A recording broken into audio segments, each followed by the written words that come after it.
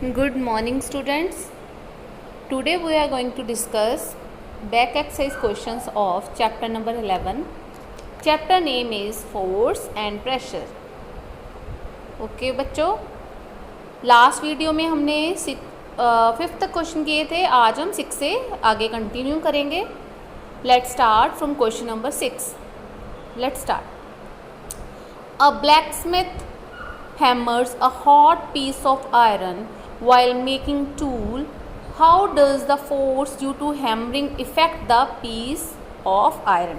कहते जो लोहार होता है वो थोड़े से हॉट पीस गरम लोहे को मारता है अपने टूल बनाने के लिए. तो कहते बताओ जो फोर्स है वो कैसे इफेक्ट कर रही है आयरन के पीस को.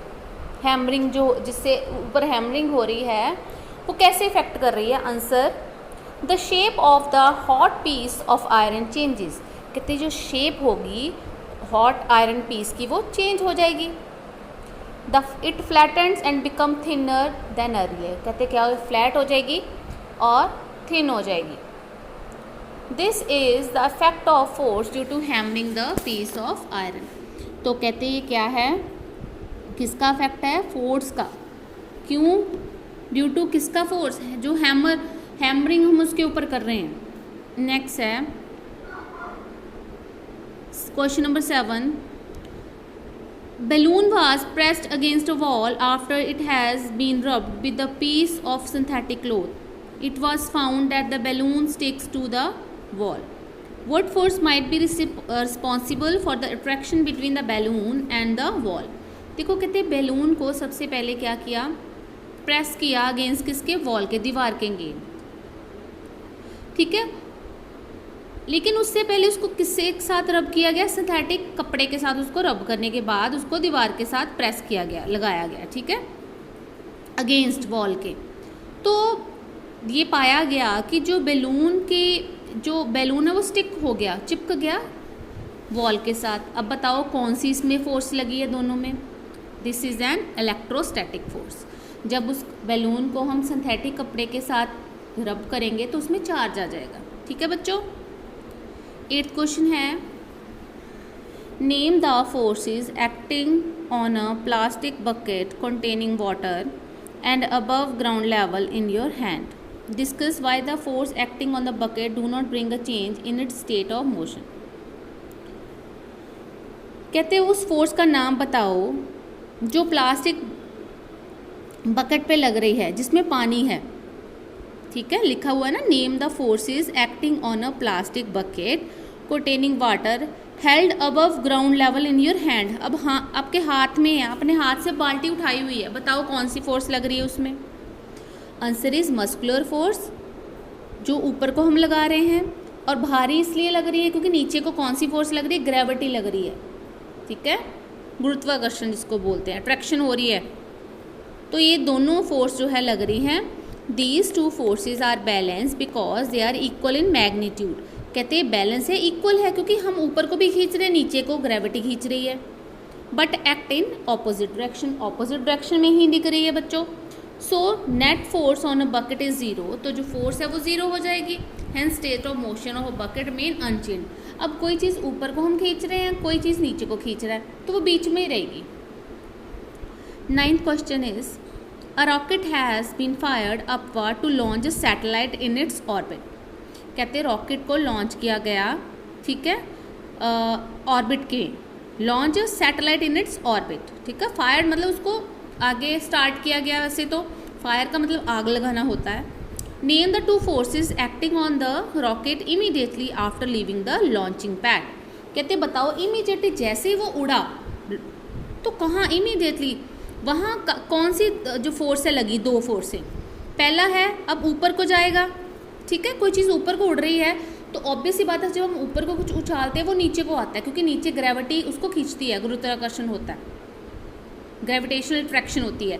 तो जो ऊपर को लगी अपवर्ड फोर्स, दूसरी है downward force. Upward force applied by rocket engine. कहते हैं इंजन ने उसको अपवर्ड लेके गया, ऊपर लेके गया. और डाउनवर्ड मतलब डाउनवर्ड कौन सी फोर्स लगी, ग्रेविटेशनल फोर्स लगी, जो किसने लगाई है, अर्थ ने लगाई है.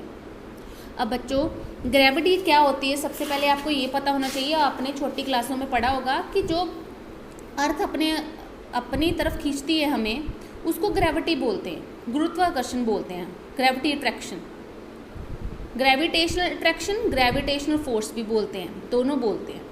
तो जब रॉकेट उड़ा तो रॉकेट के इंजन ने अपवर्ड फोर्स लगाई ऊपर को और अर्थ ने उसको अपनी तरफ खींचा, तो वो कौन सी फोर्स है, डाउनवर्ड फोर्स, और उसको ग्रेविटेशन फोर्स भी बोलते हैं। अब 10th जो है वो MCQ है। When we press the bulb of a dropper with its nozzle kept in water, air in the droppers seem to escape in the form of bubbles. When we release the pressure on the bulb, the water gets filled in the dropper. The rise of water in the dropper is due to, देखो जब बच्चे आपने dropper देखा, जब छोटे बच्चों को जब हम ड्रॉप डालते हैं, आँखों में ड्रॉप डालते हैं, कान में भी कई बार ड्रॉप डालते हैं, एक ड्रॉपर होता है, आपने साइंस लैब में भी देखा होगा, जो बच्चे साइंस लैब में आए थे मेरे साथ, तो ड्रॉपर से हम क्या करते हैं, उससे ऊपर नोज़ल लगा होता है, उसको प्रेस करते हैं, जब पानी के अंदर वो जो हवा है वो बुलबुले के रूप में पानी में आ जाती है, तो जैसे हम उसको छोड़ते हैं पानी उसमें भर जाता है ड्रॉपर में। ऐसी दवाई जब छोटे बच्चों को देते हैं तो प्रेस करके शीशी के अंदर डालते हैं ड्रॉपर को और उसको छोड़ देते हैं, ऊपर वो मेडिसिन आ जाती है। तो क्या कारण है, कौन सा कहते क्यों हुआ? सबसे पहले ये ऑप्शन है pressure of water, gravity of the earth, shape of a rubber bulb और एटमॉस्फेरिक प्रेशर। तो बच्चों देखो, कोई वाटर का कोई प्रेशर नहीं उसमें लगा, ग्रेविटी भी नहीं लगी उसमें, क्योंकि पानी ऊपर को आ रहा है तो ग्रेविटी तो नीचे को खींचती है, तो ये आंसर भी गलत है।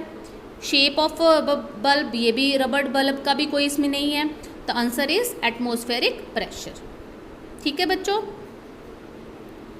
तो आज आपके हमने जो बैक एक्सरसाइज के क्वेश्चन है वो हमने कर लिए हैं, तो हम आगे 2 MCQs भी करते हैं साथ में। First question is force is a push और a pull which helps in changing on of an object. कहते हैं फोर्स क्या है, बल क्या है, पुश और पुल है। क्या करता है ये, चेंज क्या करता है, पोजीशन को भी चेंज करता है, डायरेक्शन को भी चेंज करता है, शेप को भी चेंज करता है, तो आंसर क्या है, all. Second, force acting per unit area. Force कहते हैं जब किसी एरिया पे लगती है उसको क्या बोलते हैं, answer is pressure. Third question, in the adjoining figure eight which point is the pressure maximum. कहते हैं सबसे ज़्यादा प्रेशर कहाँ पे होगा बच्चों, देखो ए पे होगा, बी पे होगा, सी पे होगा या डी पे होगा। देखो ऊपर प्रेशर कम होगा, नीचे जितना जाते जाएंगे प्रेशर बढ़ता जाएगा, तो डी पॉइंट पे प्रेशर जो है सबसे ज़्यादा होगा। Fourth question is force acting on the same direction of an object gets, क्या होगा, डिवाइड हो जाएंगे वो, नहीं, नन, कोई भी नहीं, आंसर इज एडेड, ऐड होते रहेंगे। Fifth question is what happens to the speed of an object if the applied force act in a direction of a motion of a object। कहते क्या होगा अगर जो कोई ऑब्जेक्ट की स्पीड है हम उस पर और फोर्स लगा दें, जिस तरफ वो जा रही है उसी तरफ को फोर्स लगा दें, तो उसकी स्पीड बढ़ेगी या कम होगी। अब एक बॉल है, आपने मारी, बॉल सीधी मारी है, तो बीच में मैं खड़ी हूँ, मैंने और उसको फोर्स लगा दी तो बॉल और आगे जाएगी, आंसर इज इंक्रीजेस। स्पीड का है ना, ए ऑप्शन है डिक्रीज, डिक्रीज तो हो ही नहीं सकती, रिमेन सेम ये भी नहीं है, मैंने फोर्स लगाई है तो क्या होगा, बढ़ेगी। चेंज इट्स डायरेक्शन, नहीं, अगर मैंने सीधी फोर्स लगाई तो सीधी ही जाएगी, तो आंसर इज इंक्रीजेस। ठीक है बच्चों, तो आज हमने 5 MCQs किए हैं और 6 से लेके 10 तक हमने बैक एक्सरसाइज के क्वेश्चन लगे हैं। ठीक है, तो ये दोनों टाइप के क्वेश्चन आपने याद करने हैं, कॉपी पे लिखने हैं।